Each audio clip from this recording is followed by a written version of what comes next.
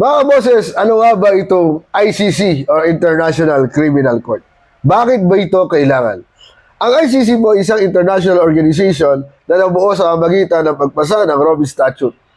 Ito po ay nagpaparusa sa mga krimen na ginawa ng mga estado o ng gobyerno na hindi kayang parusahan sa kanilang sariling bansa dahil may pagdududa sa hustisya sa bansang iyon. Ano mga kaso po ito? Ito po ang crimes against humanity, war of aggression, at genocide. So, ang dami, di ba? Dapat nga kasama pa dyan yung ecocide o pagsira sa kalikasan.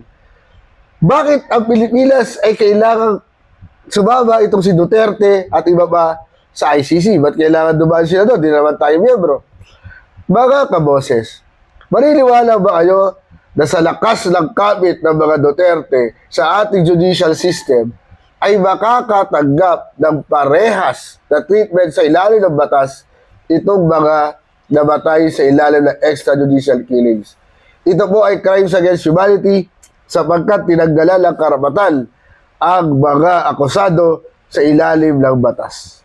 Kaya po, makatwiran na tayo mapasok sa ICC, makatwiran ang ginagawa at dapat malagot ang mga nagsamantala sa kanilang pwesto.